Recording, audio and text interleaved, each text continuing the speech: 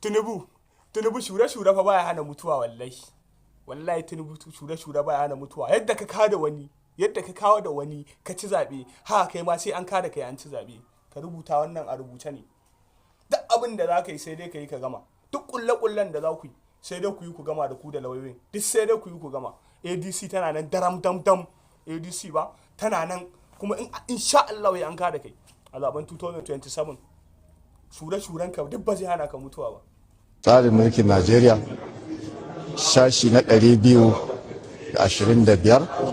wanda majalisar tarayya ta yi gyara a kansa,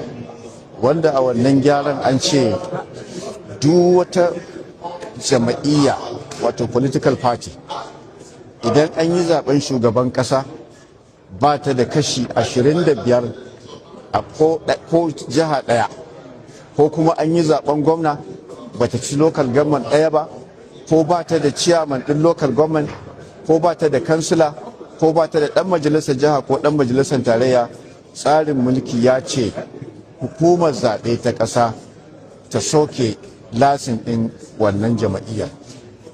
To zaben da ya gudana kuma abin da constitution ɗin yake magana kowanne daga ciki ba wai duka sai sun taru gaba ɗaya ba.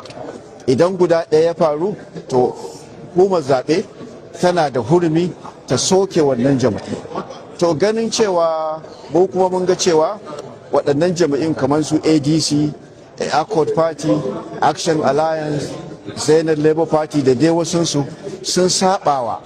wannan tsarin mulki na Najeriya. So da haka muka zo kotu ta fassara kuma ta ba ne umarni don ta soke waɗannan jama'iyyun ba sai sun shiga zaɓe a shekara mai zuwa ba.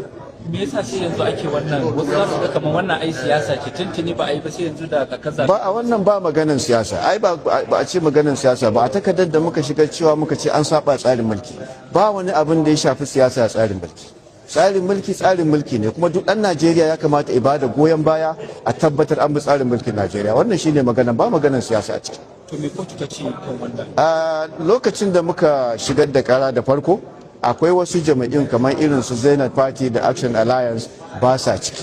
Amma ganin la'akari da cewa mun bincika mun ga su ma duka sun saba a tsarin mulki saboda haka muka rubuta takarda a kotu muna so kotu ta shigo da su ma su zo su kare kansu. Wannan shine abin da aka yau kuma an daga zuwa 24 za a yi ruling insha Allah. Yan watanni suka rage a shiga wannan zabe shin kana ganin za a kai ga matsaya kafin lokacin? To muna fatan ai shi yasa na faɗa alƙalin cewa wannan tsarin mulki ne yake magana ba abu ne wanda za a tsaya ana ja ko ana ɓata lokaci a kansa ba, abu ne tsarin mulki ne a zane ike a rubuce ike a bayyane ike saboda haka kawai kotu ta fassara babu wani makawa a kansa.